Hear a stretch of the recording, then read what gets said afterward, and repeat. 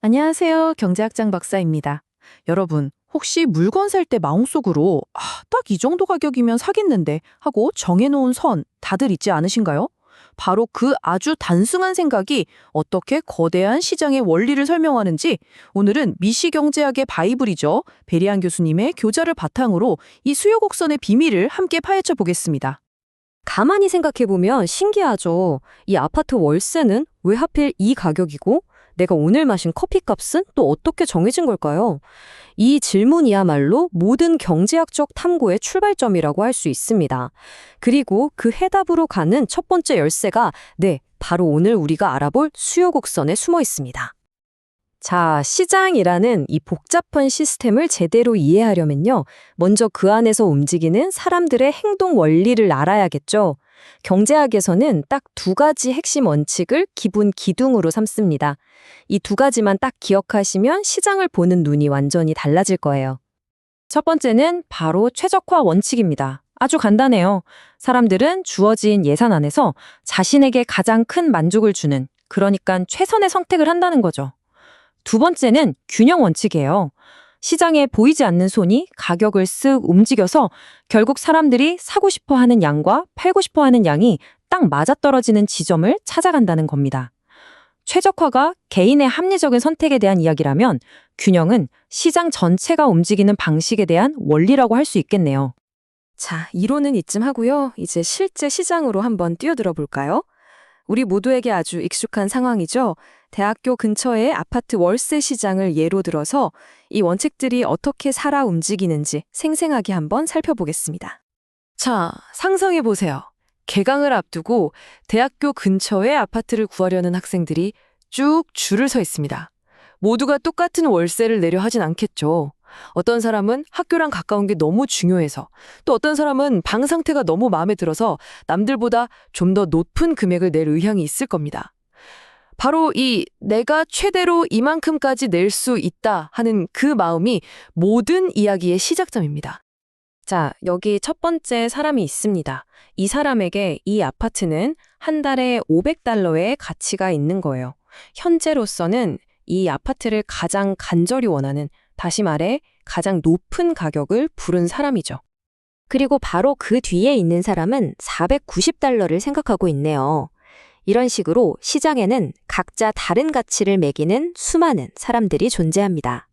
방금 우리가 얘기했던 거 있죠? 어떤 물건에 대해서 내가 최대로 지불할 의향이 있는 가격. 경제학에서는 이걸 아주 중요한 개념으로 다룹니다. 바로 유보 가격이라고 합니다. 영어로는 reservation price. 단어 그대로 이 물건을 살지 말지 결정하는 나만의 마지막 보루, 마지노선 같은 거죠.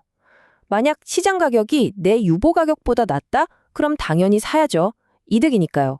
반대로 더 높으면 미련 없이 포기합니다. 딱 내 유보 가격과 같다면요. 그때는 사도 그만, 안 사도 그만인 말 그대로 무차별한 상태가 되는 겁니다. 이처럼 베리안 교수님의 교재에서도 명확히 정의하듯이 경제학자들은 한 사람이 기꺼이 지불하고자 하는 최대 가격을 유보 가격이라고 부릅니다. 바로 이 개념이 우리가 그리려는 수요 곡선의 가장 기본적인 벽돌 하나하나가 되는 셈입니다. 자, 이제 모든 재료가 준비됐습니다. 시장에 흩어져 있던 개개인의 유보 가격을 하나로 모아서 하나의 위대한 그림, 바로 수요 곡선을 만들어 보겠습니다. 논리는 아주 간단해요. 슬라이드를 한번 보세요. 만약 월세가 $500라면 유보 가격이 $500 이상인 사람 딱 한 명만 계약서에 도장을 찍겠죠. 근데 가격이 $495, $490로 내려가면 어떻게 될까요? 유보 가격이 $500였던 사람에 더해서 $490였던 사람까지 총 2명이 시장에 참여하게 됩니다. 이런 식으로 가격이 한 단계씩 내려갈 때마다 이 가격이면 괜찮네? 하고 들어오는 사람들이 점점 늘어나는 거예요. 자, 이걸 그래프로 옮기면 정말 재미있는 모양이 나옵니다. 바로 이런 계단 모양이 만들어지죠. 이게 바로 수요 곡선의 가장 원초적인 형태예요. 가격이 한 칸 툭 내려갈 때마다 수요량이 한 명씩 툭 하고 늘어나는 모습. 정말 직관적이지 않나요? 이 그래프 읽는 법은 아주 쉽습니다. 세로축은 가격이고요. 가로축은 그 가격에 아파트를 구하려는 사람의 수, 즉 수요량입니다. 그리고 이 계단들은 특정 가격대에서 정확히 몇 명이 아파트를 원하는지 명확하게 보여주는 거죠. 그런데 아마 여러분이 경제학 교과서에서 본 수요 곡선은 이런 계단 모양이 아니라 매끄러운 곡선이었을 거예요. 그 차이는 대체 어디서 오는 걸까요? 정답은 바로 시장의 크기에 있습니다. 이 두 그림을 비교해보면 이유가 명확해집니다. 왼쪽은 우리 예시처럼 수요자가 몇 명 없는 작은 시장의 계단 모양이죠. 하지만 오른쪽처럼 수요자가 수천, 수만 명에 이르는 거대한 시장을 상상해보세요. 사람들의 유보 가격 차이가 10달러씩 뚝뚝 떨어지는 게 아니라 1달러, 아니 1센트 단위로 아주 촘촘하게 분포해 있겠죠? 그 결과 이 미세한 계단들이 다닥다닥 붙어서 결국에는 하나의 매끄러운 곡선처럼 보이게 되는 겁니다. 그래서 대부분의 경제 분석에서는 수요자가 아주 많다고 가정하고요. 이렇게 부드럽게 오른쪽 아래로 향하는 수요 곡선을 사용합니다. 왜냐하면 분석하기에 훨씬 더 편리하고 강력하기 때문이죠. 자, 그럼 오늘 내용의 가장 중요한 핵실입니다. 계단 모양이든 매끄러운 곡선이든 수요 곡선이 왜 항상 오른쪽 아래를 향하는 경제학 용어로 우하향하는 근본적인 이유는 과연 무엇일까요? 한번 정리해 보겠습니다. 수요 곡선은 가격과 수요량의 관계를 보여주는 그림입니다.